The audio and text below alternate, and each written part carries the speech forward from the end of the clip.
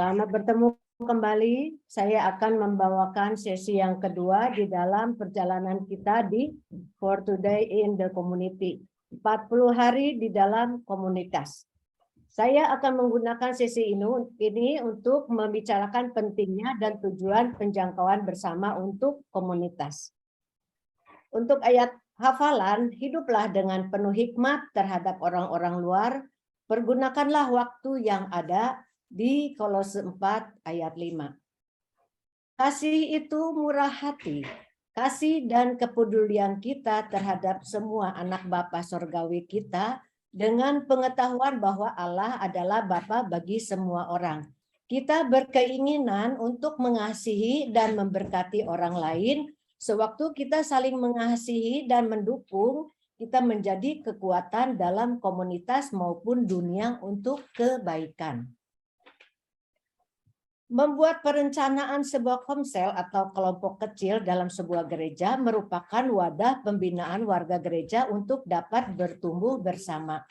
Membimbing kelompok kecil untuk mengubah hidup, menjelaskan tentang misi dari kelompok kecil yaitu membangun komunitas untuk menjangkau komunitas menghubungkan orang dalam kelompok 4 atau 10 orang.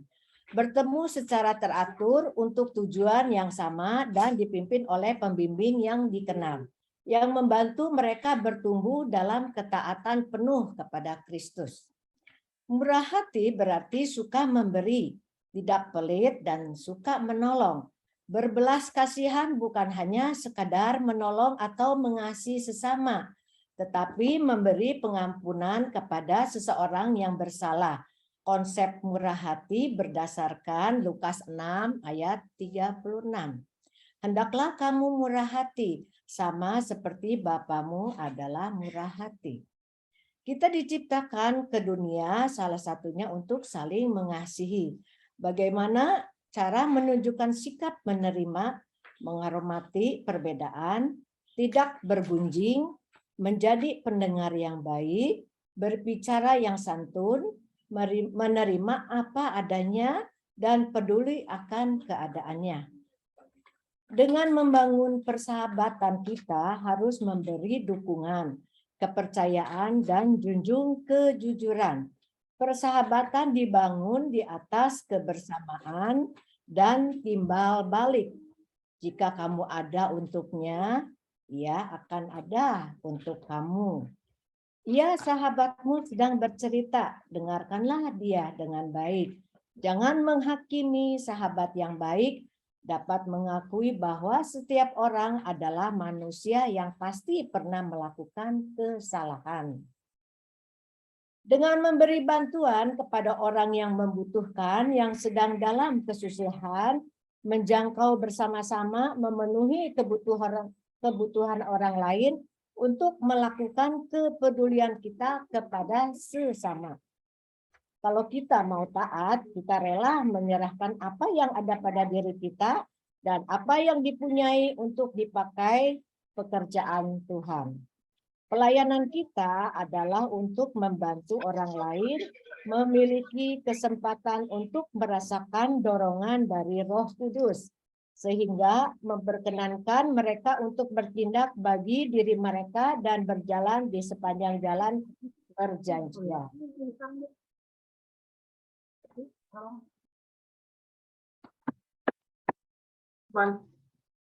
Kiranya sampai di sini ya semua diskusi saya. Ini apa? Itu dok.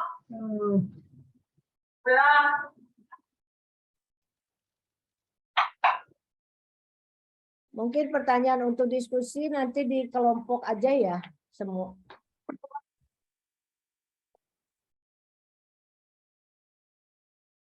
Kiranya sesi 2 ini boleh menjadi semua nggak ada suara ya. Jadi sesi 2 ini berbicara mengenai menjangkau bersama ya. Sebagaimana kemarin saya sudah katakan bahwa tujuan dari perjalanan 40 hari hidup dalam komunitas ini, kita punya tujuan atau punya target 2 hal. Yang pertama, dalam komunitas orang percaya ya. Dalam komunitas orang percaya sendiri kita ingin supaya terjalin hubungan yang intim dan penuh dengan kasih. Karena ciri identitas daripada murid Tuhan itu adalah kasih.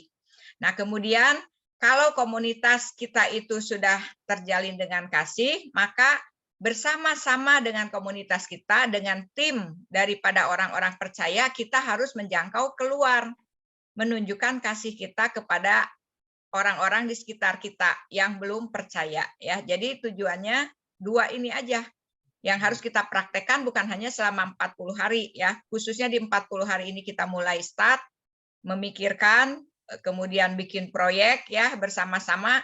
Karena kalau misalnya kita ngumpul-ngumpul saja tapi tidak menjadi saluran berkat juga gitu kan, jadi nanti seperti laut mati gitu kan, berkat-berkat yang kita terima itu tidak mengalir berputar-putar di dalam lingkungan gereja saja. Nah, ini sesi 2 ini mengajar kita untuk kita ini mulai memikirkan dan bikin kira-kira apa yang bisa kita lakukan untuk menembus tembok dinding gereja sehingga kasih Allah pun bisa menjangkau yang lain. Kalau kita sendiri tentu lebih tidak berdaya, apalagi di usia kita ya.